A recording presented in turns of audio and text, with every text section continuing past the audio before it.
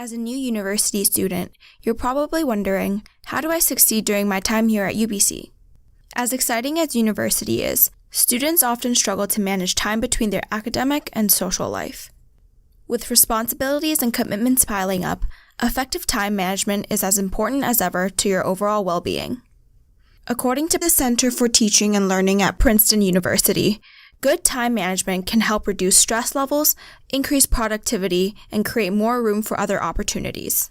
Therefore, by developing healthy time management behaviors, it can set you up to succeed in juggling all your responsibilities. But time management is not something that can be learned overnight. It's a long and difficult learning process, so let's look at some strategies that will help you succeed. First, ask yourself, what do you do to manage your time? Have your current methods benefited you? If not, what are the areas that could be improved upon? Keep these questions in mind. It may be useful when going through the rest of the video. Next is to create a long-term plan. Long-term planning helps ensure you're on the right track towards accomplishing all your goals. When planning your study schedule, you'll need to consider your busiest time periods. You may find that your short-term goals will be interrupted as you won't have as much time on your hands. So you should look at this time period long before it arrives so you can prepare in advance. Looking at the timetable in this way can help you set goals for the long term. Here are some good examples of long-term goals. Maintain an average of 75% by the end of the year. Complete a self-directed studies class from my home faculty.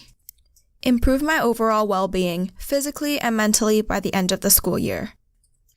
At first, these goals will seem like daunting tasks. However, if broken down properly into SMART goals, they can be achievable with proper planning. SMART goals ensure that your goals are specific, measurable, attainable, realistic, and time-bound. This leads us to our next step, which is short-term planning. Short-term planning is an amazing way to keep yourself accountable to your long-term goals. So instead of tackling a huge goal all in one go, it's easier to take small steps towards achieving your long-term goal. Always remember to recognize your small achievements so you don't lose motivation. You can set short-term goals on a weekly basis, a daily basis, or even both. Setting short-term goals can really help build a structure to your day. Let's look at how you break down your long-term goals appropriately. For example, let's take one of the goals mentioned earlier. Maintain an academic average of 75% by the end of the year. Some examples of short-term goals would be: after each class, take at least 1 hour to review material that was covered in class that day. When reviewing new material, come up with 1 to 2 questions to ask the professor in the next class. Throughout your goal planning process, it is important for you to know how you spend your time. To do this appropriately, you will need time awareness. Tracking your time may sound tedious, but it's as easy as making a quick note every hour on how you spend your time. For those who are feeling extra motivated, you can take it a step further by making a table with 2 columns. The first column is where you write down how you think your day will go. The second column is where you'll write down how your day actually went. This method of tracking time will allow you to visualize how effective your day really was. And then ask yourself, did you really stick to your plan? Or was most of your day spent watching videos on YouTube? Try and do this for 1 whole week. And then group similar activities together into categories such as work, study, sleep, travel, and recreation. Now compare the time you thought you would spend against the time you actually spent on the activity. From this comparison, you'll be able to see which activities took longer than expected and if any needed more attention. Essentially, this will help you better distribute your time. We understand that adhering to your desired schedule can be scary, and you're going to experience a lot of hiccups along the way. But don't let this discourage you from beginning your time management journey. So here are some points to keep in mind when beginning your own process of building a schedule. First is to be honest. You are the only person that knows how you will utilize your time the best. Don't try to compare what you're doing to what someone else is doing, because what works for someone else might not work for you. Second is to be realistic. Don't schedule yourself 3 to 4 hours of studying when you know you can only focus for 1 to 2 hours.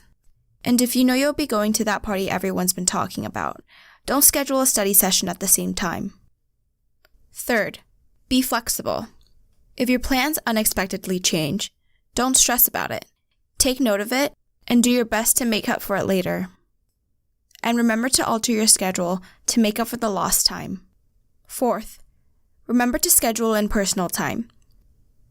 Students often forget to take time for themselves, but personal time is just as important as your other commitments. So remember to block off those times for relaxing, whether that is taking a nap, reading a book, or going for a run.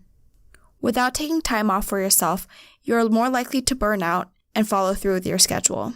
5. Be patient and stick with it. It'll be difficult to stick with your plan right away, especially if this is new to you. But start small and give it some time.